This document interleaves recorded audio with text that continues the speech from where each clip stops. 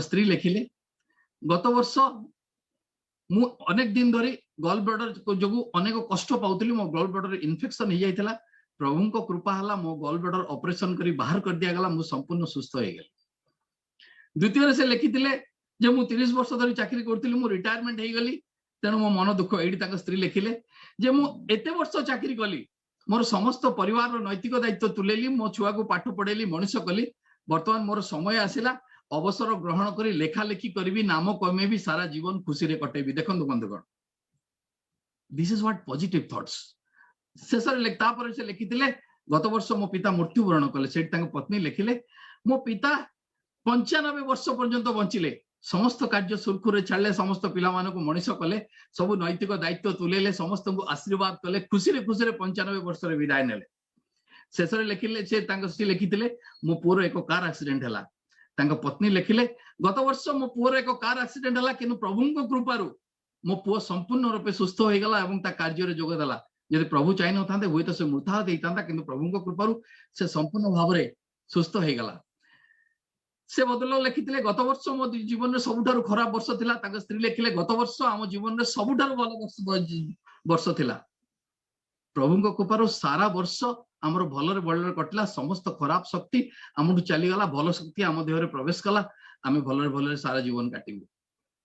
एटा को कहा जाय सकारात्मक चिंताधारा। आमे जदि एई सकारात्मक चिंताधारा नै कि चलीबा एवं प्रत्येक कथा पई निजको कर्ता न भाबी ईश्वर को श्री साई को आम गुरु को जदि सबु श्रेय देवा देखिए आपण भीतर गोटे शक्ति निहित होइक रहइबो जहा कि केवल शक्ति नुहे आपण भीतर इम्यूनिटी सिस्टम बा रोग प्रतिरोधक शक्ति को मध्य से बढ़ाई दबो यह एक निश्चित घटना बंधुगण। तेणु सर्वप्रथम ग्राटिट्यूड बा कृतज्ञता दवा शिखु प्रत्येक कार्य पे ईश्वर को साई को कृतज्ञता दियंतु हे प्रभु आपण आशीर्वाद रो सब मंगल होउची ए कृतज्ञता देले देखिबे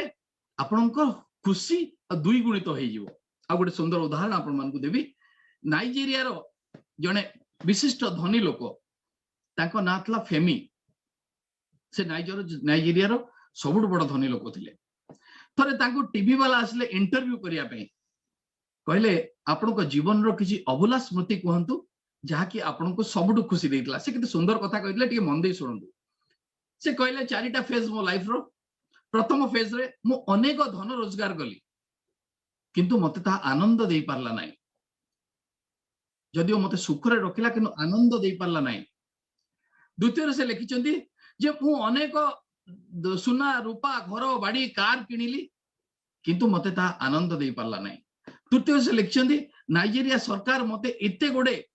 कॉन्ट्रैक्ट देले बिजनेस कॉन्ट्रैक्ट जा फलर कि मु कोटी कोटी डॉलर रोजगार करि पारली नाइजीरिया सरकार मते सबुठारो धनी व्यक्ति बोली घोषणा कले तथापि ता मते आनंद देई पारला नाही किंतु आनंद देला गोटे सामान्य एवं छोट घटना कोन ना दिने जो मोर जने बंधु आसी मते कहिले गोटे अनाथ आश्रम रे 200 पिला रहउचंदी से माने चाली बुली पारु नाहंती आपण दया करी 200 व्हील